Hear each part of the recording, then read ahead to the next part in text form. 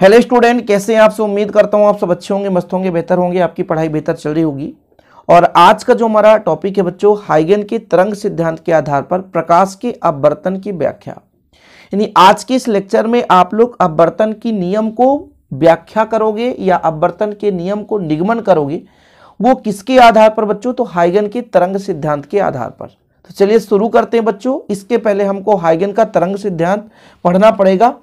हाइगन ने क्या बताया था बच्चों कि भाई साहब, जो प्रकाश किरणें हैं तरंगाग्र के रूप में चलती हैं और वो तरंगाग्र कुछ इस प्रकार से होती हैं, ध्यान दीजिएगा। जैसे मान लीजिए ये सूर्य है, सूर्य से प्रकाश किरणें निकलती हैं, सिंपल है। प्रकाश किरणें तरंगाग्र के क्या होती हैं? लंबवत होती हैं। अब जैसे सूर्य के चारों ओर, जैसे यहां से एनर्जी रिलीज हुआ, एनर्जी यहां से निकलता है, तो इसके चारों ओर जो भी कण होंगे वो इस एनर्जी के कारण कंपन करेंगे, और जिन कणों का कंपन समान होगा उनको यदि हम मिला दें तो एक हमें बिंदुपथ मिल जाता है, जिसे तरंगाग्र कहते हैं। थोड़ा सा ये पृष्ठभूमि में आपको समझाना चाहता हूं, ठीक है। और इसी प्रकार आगे चलकर यदि हम देखें तो ये जो हमारा बिंदुपथ है, इसमें जितने भी कण होंगे इनमें ऊर्जा होगी, और ये ऊर्जा को ट्रांसफर करेगा उसके पास स्थित अन्य कणों को, और इन कणों के पास ऊर्जा निहित हो जाएगी। फिर से इनका एक बिंदुपथ बनेगा, तो ये दूसरा तरंगाग्र बच्चों। और इसी प्रकार से आगे इनका तरंगाग्र चलता जाएगा, जो कि एक गोलीय तरंगाग्र दिख रहा है। लेकिन ये जब अच्छी दूरी पर इसको ले जाएं, अत्यधिक दूरी पर ले जाएं, तो इसका जो तरंगाग्र है वो समतल तरंगाग्र में परिवर्तित हो जाता है। चूंकि इसके पहले हमने आपको जब तरंगाग्र बताए थे बच्चों, तो हमने आपको बहुत अच्छे तरीके से बताया था कि तरंगाग्र तीन प्रकार का होता है। एक तो आपका गोलीय तरंगाग्र, जैसा कि मैंने यहाँ पर आपको बताया कि भाई कहीं से भी एनर्जी निकल रहा है, उसके कण कंपन कर रहे हैं, उनके बिंदुओं को मिलाने वाली जो पथ है वो तरंगाग्र कहलाती है। इस प्रकार ये एनर्जी अगले कणों को देगी, फिर से एक यहाँ पर बिंदुपथ बनेगा, फिर से ऐसे बिंदुपथ बनेगा, ये बिंदुपथ बनेगा, और जब ये अत्यधिक दूरी तक जाएगा तो कहीं ना कहीं इनकी थोड़ी सी तीव्रता में कमी आ जाएगी, और जब तीव्रता में कमी आ जाएगी तो यही जो तरंगाग्र है एक समतल तरंगाग्र का रूप ले लेता है बच्चों। तो ये समतल तरंगाग्र किस प्रकार से है, ये चीज आपको क्लियर हो गया कहां से ये बन गया, क्योंकि हाइगन का बस इतना ही लेना है, हाइगन का इतना ही लेना है, समझ रहे हैं। बाकी तो हम इसको थ्योरम करेंगे जो भी उनके आधार पर व्याख्या किया गया। फिलहाल बच्चों अभी मैं यहाँ पर आपको सिर्फ इतना समझाना चाहता हूँ कि कोई भी प्रकाश स्रोत है वो वहाँ से प्रकाश जो चलती है वो तरंगाग्र के रूप में चलती हैं। जैसे सूर्य से आने वाली जो प्रकाश है बच्चों वो तरंगाग्र के रूप में चलती है, और जो इनके बिंदुओं से हम लंबवत एक रेखा खींच दें इसको हम किरण बोल देते हैं कि भैया ये किरण के रूप में है, जबकि एक्चुअल में ये तरंगाग्र के रूप में प्रकाश किरणें चलती हैं। ये जैसे ईथर, पूरी दुनिया में ब्रह्मांड में ईथर माध्यम व्याप्त है, उस ईथर माध्यम में कण होंगे छोटे छोटे, उन्हीं कणों के माध्यम से एनर्जी ट्रांसफर होते होते पृथ्वी तक पहुंचता है। लेकिन ये जो पृथ्वी तक पहुंचने में इसका जो तरंगाग्र है वो समतल हो जाता है बच्चों। चीजें क्लियर है? यहाँ पे मैं आपको विधिवत इसी आधार पर समझाऊंगा, तो फिर आप कंफ्यूज हो जाओगे। तो जैसा मैंने कहा कि पहले ये गोलीय तरंगाग्र था, लेकिन बाद में बच्चों ये समतल तरंगाग्र हो गया। मतलब ये बाद में कुछ इस प्रकार से तरंगाग्र का रूप बन गया। ऐसे ही है ना, कुछ इस प्रकार से तरंगाग्र बन गया। ठीक है, चीजें समझ गए? कोई दिक्कत तो नहीं है? हाँ ठीक है, आगे बात कर लेते हैं। अब पहले मैं कहता हूं एक अपवर्तक पृष्ठ लेता हूं बच्चों, एक अपवर्तक पृष्ठ। अपवर्तक पृष्ठ क्यों? क्योंकि अपवर्तन के नियम की व्याख्या करनी है। मैंने कहा इधर से जो तरंगाग्र कुछ इस प्रकार से आ रही है, सही है, आ रही है तरंगाग्र। एक तरंगाग्र मान लो यहां तक पहुंच गई, यहां तक पहुंच गई, और इस तरंगाग्र के लंबवत जो रेखा खींची जाती है वो किरण कहलाती है। सबको पता है ये भी किरण है, ये भी किरण है, और ये कई किरणें यहां पर आकर के टकरा सकती हैं। सही है कि नहीं है? ये तरंगाग्र समतल है। अब तरंगाग्र थोड़ा सा तिरछा नजर आ रहा है, तो मैं आपसे कहूं एक तरंगाग्र ए बी है, तो कहीं ना कहीं ए वाला भाग जो है ये अपवर्तक पृष्ठ में पहले पहुंचेगा। क्यों? क्योंकि ये तिरछा है बच्चों, तो ए वाला भाग पहले पहुंच जाएगा। और जो बी वाला भाग है बच्चों, ये वाला भाग है, यहां पे पहुंचने में थोड़ा सा समय लेगा। तो यहां पर मैं जो समय कह लेता हूं टी समय लगा, तो यहां पर पहुंच गया, B1 पर पहुंच गया। थोड़ा समझने की कोशिश करें ना। ये तरंगाग्र कुछ इस यहां से मान लो सूर्य की प्रकाश किरणें आ रही है, तरंगाग्र पहले गोला था, फिर ये समतल हो गया। और जब एक तरंगाग्र की बात करता हूं कि ए बी तरंगाग्र आ रहा था, ए बी तरंगाग्र का पहला ए वाला जो भाग है वो पहले अपवर्तक पृष्ठ से टकराएगा। सही है कि नहीं? थोड़ा समझने की कोशिश करो, सब कुछ बनेगा, सब कुछ क्लियर हो जाएगा। बहुत सिंपल है बच्चों। अब मैं आपसे कह दूं कि ये पूरा कितना डिग्री बनेगा, ये पूरा कितना डिग्री बनेगा, तो पूरा 90 डिग्री बनेगा, पूरा 90 डिग्री बनेगा। क्यों? क्योंकि भाई साहब ये जो तरंगाग्र है इसकी जो रेखा खींची जाती है वो लंबवत होती है हमेशा। मैंने आपको पहले ही बताया कि ये तरंगाग्र है, ये तरंगाग्र, एक जो तरंगाग्र दूसरे को एनर्जी ट्रांसफर करता है, लगातार चलता जाता है और फिर हमारा एक तरंगाग्र बन जाता है। इसकी लंबवत खींची गई रेखा किरण कहलाती है। ये किरण हो गया तरंगाग्र के लंबवत, इसलिए 90 डिग्री है। अब आपसे मैं कह दूं कि यहां पर एक अभिलंब खींच दो, तो जब अभिलंब खींचोगे तो यहां पे जो आपतन कोण है उसे हमेशा आई से दर्शाते हैं। किससे दर्शाते हैं? आई से। तो ये जो आपतन कोण है आई है। एक एक स्टेप बाय स्टेप समझाऊंगा। तब आपको कहा जाए कि इधर का कितना होगा, तो आप कहोगे जब इधर आई और पूरा 90 तो इधर का हो जाएगा 90 माइनस आई। चीजें क्लियर है? कोई दिक्कत तो नहीं है? समझ में आ रहा है? अब आपसे मैं कहूं कि भाई साहब ये वाला कोण आप बता दो, ये वाला कोण, ये वाला कोण बताओ, तो आप सिंपल तरीके से कहोगे कि सर यहां पे कुछ इस प्रकार से आपको नजर आ रहा है। हाँ, यहां पे भी कुछ इस प्रकार से नजर आ रहा है, सही बात है। इसका मान है 90 माइनस आई और ये लंबवत होता है, इस पूरे का मान है 90। तो पूरे 90 में से, पूरे 90 में से 90 माइनस आई को घटाया जाए तो आ जाता है आई। तो यहां का जो मान निकल कर आ गया, आई निकल कर आ गया। पूरा चित्र बना है, पूरा चित्र बना है। लेकिन मैं आपको समझाने के लिए कोशिश कर रहा हूं कि आपको रटना ना पड़े यार, भले थोड़ा सा समय लग जाए। समझ रहे भाई साहब कि ये मेरा ए भी क्या था? तरंगाग्र था। ए वाला भाग यहां पर पहुंच चुका है, इस पर आपतन कोण आई है, ये मान भी आई दे दिया। ये कैसे निकालूंगा आगे फिर से समझाऊंगा, बिल्कुल आप चिंता ना करें। ये वाला कोण, ये वाले कोण दोनों बराबर हैं। इसका मान आई आ चुका है। कैसे आया? मैंने कहा कि ये वाला भाग 90 माइनस आई है, इधर वाला देख रहे हो, इसको n कर दूं, यहाँ पर a कर दूं b, एन ए बी वाला 90 माइनस आई है और ये पूरा बच्चों 90 डिग्री है। क्योंकि ये जो अभिलंब होता है पृष्ठ की लंबवत होती है, पूरे 90 में से इस वाले भाग को घटाया तो ये वाला भाग निकल आया। यार अभी कोई बिल्कुल नहीं पढ़ रहा होगा उसके ही समझ में नहीं आएगा। यदि ये थोड़ा बहुत भी कॉमन दिमाग लगा रहा है, कॉमन सेंस लगा रहा है, तो वो आसानी से कर पाएगा। फिर से रिवर्स मारते हैं। हमने कहा था कि भाई ए बी का ए वाला भाग यहां तक पहुंचा, ये पहला माध्यम था हमारा, माध्यम फर्स्ट है बच्चों, ठीक है। और अपवर्तन दो माध्यमों में होता है, तो ये माध्यम आपका सेकेंड है। यहां पर जो इन किरणों का चाल है V1 है, यहां पर जो तरंगाग्र आएगा उसका चाल V2 है।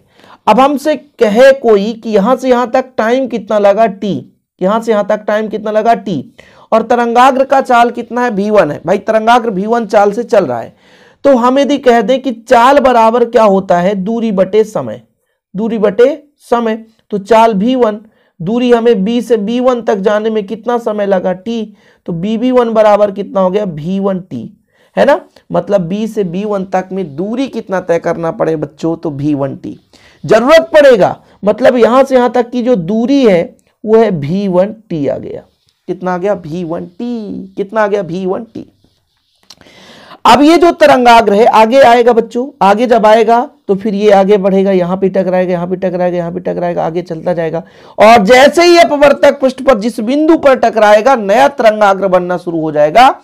तो ये भैया हम जानते हैं कि जब विरल से सघन में जाता है थोड़ा सा झुकता है विलंब से, तो यहाँ पर अपवर्तन कोण r और लगभग इसके बराबर यहाँ पर एक हम बिंदु Q ले लेते हैं, क्योंकि इसी के बराबर का चाप खींचेंगे बच्चों तो यहाँ पर काटेगा और इसको ऐसे मिला देंगे, ठीक है। तो ये हो गया R। तो ये वाला भाग कितना होगा? पूरे 90 में से R को घटा दो और ये वाला भाग तो 90 डिग्री होगा। अब भाई त्रिभुज के तीनों कोणों का योग कितना होता है? 180। तो ये ऑलरेडी 90 हो गया, ये 90 हो गया, ठीक है। 90 हो गया तो 90 धन 90 माइनस R बराबर 180, यही चीज तो है। और एक कोण यहाँ पे है, मान लो जो भी है कोण B1, तो कैसे निकालोगे? 90 90 ये कट गया तो B1 बराबर R, तो यहाँ का मान भी R आ जाएगा। बड़ा लोचा हो गया सर, हमको तो समझ में नहीं आया, कहाँ कहाँ से मार दिए फटाफट। अरे यार बड़ी दिक्कत हो गई, इसको समझाना है ना। चलो चलो समझाता हूं। मैंने कहा बच्चों ये मेरा 90 डिग्री है, सही बात है। 90 डिग्री, पूरा 90 डिग्री है, पूरा 90 डिग्री, क्योंकि अभिलंब है। यहां पे मैंने कहा ऐसा खींचा तो ये मेरा R है, क्या है? R है। तो जब ये पूरा 90 है और इतना आर है, तो मुझे इतना निकालना है, तो 90 माइनस आर कर दूंगा। ठीक है, कोई दिक्कत तो नहीं है। आगे प्रोसीजर बढ़ाता हूं सर। यहां पे जो तरंगाग्र है ना, ये तरंगाग्र है, ये रेखा है, इसके लंबवत होगी, तो यहाँ पे 90 डिग्री, तो ये 90 डिग्री, त्रिभुज का ये वाला भाग 90 माइनस आर, और ये वाला भाग B1 है, निकालना है, और त्रिभुज के तीनों कोणों के 180, तो 90 90 180, तो माइनस आर प्लस B1 बराबर 0, तो B1 बराबर आर, मतलब यहाँ का मान भी आर आ गया, और ये डायग्राम में बना है आर। कहां से आ रहा है वो मैंने समझाया, आगे भी समझाऊंगा। ठीक है। अब यदि बच्चों मैंने कहा कि दूसरे माध्यम में जब प्रकाश किरणें चल ही गई और मान लो टाइम t लगा और जाने में चाल v2 है, तब a से q तक की दूरी कैसे निकालेंगे? तो दूरी बराबर होता है जो भी चाल है और समय है गुणा कर दो, तो v2t, मतलब aq बराबर आ गया v2t। ये पूरा प्रोसेस हो गया कंप्लीट अभी तक में। अब हम यहां पर व्याख्या करेंगे अपवर्तन के नियम की। हम पूरा सिस्टमेटिक आपको समझा रहे हैं। एक्स बाई ए क्या है? अपवर्तक पृष्ठ है, एक ओर विरल माध्यम, दूसरे ओर सघन माध्यम है।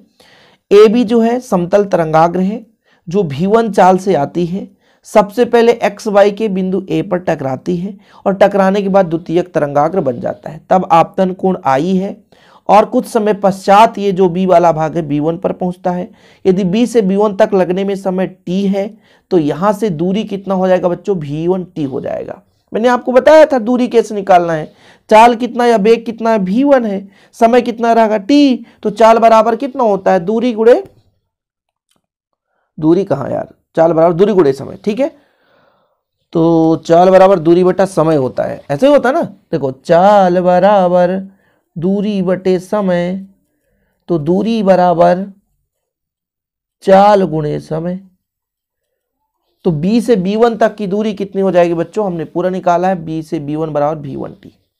इसी प्रकार जैसे ही तरंगाग्र हमारे अपवर्तक पृष्ठ एक्स वाई के बिंदु A पर टकराती है तो द्वितीयक तरंगाग्र का निर्माण हो जाता है और द्वितीयक तरंगाग्र आगे चलता है जिसका वेग V2 है।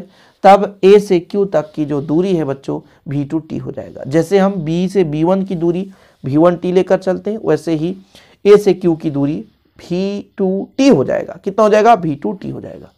अभी तो सिर्फ टेलर था, पिक्चर आगे बाकी है, पिक्चर आगे बाकी है।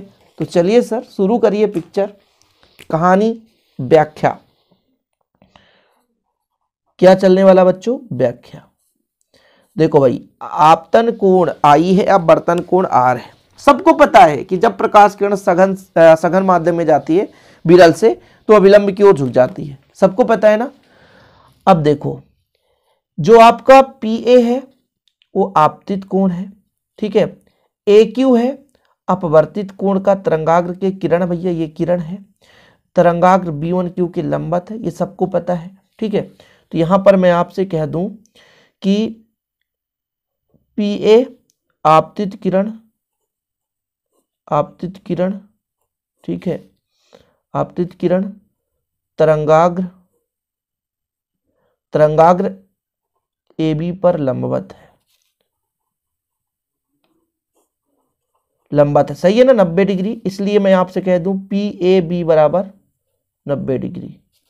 वह आपतन कोण, आपतन कोण पहले ही बता दिया हूं मैंने, PAN बराबर I। तब ये वाला कोण बता दो आप, NAB बराबर, तब कोण NAB बराबर आप कैसे निकालोगे बच्चों? मैंने आपको कहा था पूरा जो कोण PAB है वो 90 डिग्री है, इसमें मैं इस वाले को घटा दूं PAN को, है ना, यानी 90 में I को घटा दूं। ठीक है, एक एक स्टेप बाय स्टेप लेकर चलूंगा तभी आपको समझ में आएगा, अन्यथा भाई साहब रट्टा मार के खत्म कहानी, जिंदगी बर्बाद हो जाएगी। सही है कि नहीं? आगे चलें बच्चों। अब मैं आपसे कह दूं ये वाला मान आया, मुझे नहीं मिला भैया, मुझे ये वाला मान निकल कर आ गया, NAB बराबर प्राप्त हो गया है 90। चूंकि ये पूरा 90 है, 90 में I घटाऊंगा तो 90 माइनस I। अब कोण मुझे BAB1 निकालना है। ये कैसे निकलेगा? पूरा ओवरऑल 90 डिग्री है क्योंकि ये जो पी ए है ये 90 डिग्री बनाता है। थोड़ा समझो भला कैसे होगा। ये मेरा भैया इस वाले को निकालना है, तो ये जो अभिलंब है एन ए बी वन, ये 90 डिग्री है। 90 में मैं कोण एन ए बी को घटा दूं तो कितना आएगा, आई निकल कर आएगा। तो ये मान आई आ गया। कहां से आ गया समझ में नहीं आया ना, बिल्कुल समझ में नहीं आया। एक बार फिर से चर्चा कर लें हम यहाँ पर डायग्राम के माध्यम से, थोड़ा समझने की कोशिश करेंगे बच्चों। ये हमारा अभिलंब है, ये पूरा 90 है, ठीक है, ये पूरा 90 है कि नहीं। और ये वाला हमारा 90 माइनस आई है। तो ये वाला कैसे निकलेगा, अधिक वाले में से कम वाले को घटाएंगे तो कितना निकल कर आएगा, आई आएगा। कितना आएगा, आई। तो वही चीज निकल कर आ चुका है। कोई दिक्कत तो नहीं है, यहां तक चलेगा। अब बच्चों अपवर्तन कोण आप बताओ कितना है। अपवर्तन कोण कहां पे है सर, अपवर्तन कोण ये है। यहां पे मैं N1 दे दिया तो कोण कितना है, N1 AQ बराबर कितना है, R है। सही है, ये R है। फिर से मैं डायग्राम में ही लेकर चलूंगा तभी आपको समझ में आएगा, अन्यथा तो समझ में आने वाला नहीं है। देखो जरा देखो तुझे क्या हुआ है। बच्चों पढ़ने आए, गाना सुनने नहीं। तो यहां पर देखो कुछ इस प्रकार से है। यहां पे बच्चों मैंने कहा R है, और जब पूरा मैं कहूं तो 90 है, तो ये वाला हो जाएगा 90 माइनस R। कोई दिक्कत तो नहीं है, मतलब A Q और जो इधर B1 है ना, यहां पे 90 माइनस R। कोई दिक्कत तो नहीं है, कोई दिक्कत तो नहीं बच्चों। कोण AQAB1 बराबर 90 माइनस R। तब त्रिभुज AQB1 में भाई यहां पे जो है 90 डिग्री है, ठीक है, 90 डिग्री है। 90 धन 90 माइनस R धन AB1Q बराबर 180। तो ये कुल मिलाकर कट के बच्चों AB1Q का मान आएगा R। क्यों, 80 यहाँ पे 90 90 180 काट दो तो इसका मान R आ जाएगा। माइनस उधर जाएगा तो प्लस हो जाएगा। मैं कुछ डायरेक्ट कर रहा हूं ना भाई। त्रिभुज के तीनों कोणों का योग 180, ये तो 90 है, क्योंकि सबको पता है कि ये किरण जो है तरंगाग्र के लंबवत होती है। ये 90 माइनस R है, यहां पे तो R निकल कर आ चुका है। चीजें क्लियर। अब दो त्रिभुज लेकर चलेंगे बच्चों, दो त्रिभुज लेकर चलेंगे। सबसे पहले एक छोटा सा त्रिभुज है, त्रिभुज ABB1 में साइन आई, साइन का फार्मूला होता है बच्चों, साइन आई है, और आई मतलब आपका हो जाएगा लंब बटे कर्ण। चलिए त्रिभुज पर चलते हैं। साइन आई, कोण के सामने वाली भुजा लंब और सबसे बड़ी भुजा कर्ण। तो लंब BB1 बटे AB1 है ना, कोई दिक्कत तो नहीं। BB1 बटा AB1। BB1 का मान V1T निकल कर आया था, सबको पता है, और AB1, और इसको मैं समीकरण 1 दे दूं। त्रिभुज AQB1 में साइन R, R, ये R के सामने वाली भुजा लंब AQ और कर्ण AB1, तो AQ बटा AB1। AQ का मान है V2T बटा AB1। अब बच्चों मैं आपसे कह दूं समीकरण 1 व 2 से, समीकरण 1 व 2 से साइन आई बटा साइन R भाग दोगे भैया B1T बटा AB1 और B2T बटा AB1। AB1 से AB1 काट दो बच्चों, तो कितना निकल कर आया, साइन आई बटे साइन R, और यहां पर T से T कट जाएगा तो V1 बटा V2 निकल कर आ चुका है। V1 बटे V2 निकल कर आ चुका है, ठीक। अब जैसे अपवर्तनांक में यदि कहूं कि माध्यम 1 का अपवर्तनांक आप निकालो, माध्यम 1 माध्यम एक का अपवर्तनांक। तो भाई साहब वेग हमें पता है μ1 बराबर c बटा v1 होता है, ठीक है। वह माध्यम 2 का अपवर्तनांक, माध्यम 2 का अपवर्तनांक, अपवर्तनांक ये μ2 बराबर होता है c बटा v2, ठीक है। तब मैं यदि आपसे कह दूं कि μ2 बटा μ1, तब μ2 बटा μ1 कैसे निकलेगा भाई, c बटा v2 बटे c बटा v1, ऐसे ही ना, c से c कट जाएगा, v1 ऊपर जाएगा बटा v2 नीचे आ जाएगा, ठीक। इसको आप समीकरण 3 दे दो। ये वैल्यू होता है माध्यम 1 का अपवर्तनांक c बटा v1, माध्यम 2 का अपवर्तनांक c बटा v2। तो फिर हमारा μ2 बटे μ1 बराबर कितना निकल कर आ गया बच्चों, v1 बटा v2। अब इसके बाद में समीकरण 3 में यदि मान रख दूं, समीकरण 3 से बच्चों, कहां से, समीकरण 3 से, समीकरण 3 क्या कहता है, साइन आई बटा साइन आर, और v1 बटे v2 का मान कितना हो जाएगा, μ2 बटे μ1। अब μ2 बटे μ1, 2 बटे तो 2 1, ये होता है फार्मूला। ये एक नया फार्मूला हो गया। इसलिए बच्चों हम इसको समीकरण 4 दे दें। समीकरण 4 से देखो जरा, इसके जगह हम इसको लिख सकते हैं, तो साइन आई बटे साइन आर बराबर 1 μ2 या 1 μ2 बराबर साइन आई बटा साइन आर। यही स्नेल का नियम है बच्चों, यही स्नेल का नियम है, यही स्नेल का नियम है, जिसे प्रकाश के अपवर्तन का दूसरा नियम भी कहते हैं, और यही प्रकाश के अपवर्तन का भी नियम है। कंप्लीट हो गया आपका। इतना ही लिखना है बच्चों, आप लोगों को स्क्रीनशॉट लेना है तो मैं समय दे दूंगा विधिवत। यहां से फिलहाल हाइगन के तरंग सिद्धांत के आधार प्रकाश का अपवर्तन जो आप सीख रहे हो, तो यहां से शुरू करना है। इसके बाद कुछ यहां से स्क्रीनशॉट लेना है। मैंने दोनों दूरियां बखूबी के साथ समझाया था। इसके बाद व्याख्या की यहां से शुरुआत होगी बच्चों, ठीक है। और व्याख्या की शुरुआत होगी तो फिर व्याख्या आपके पक्ष में होगा जब आप मेहनत करोगे तो।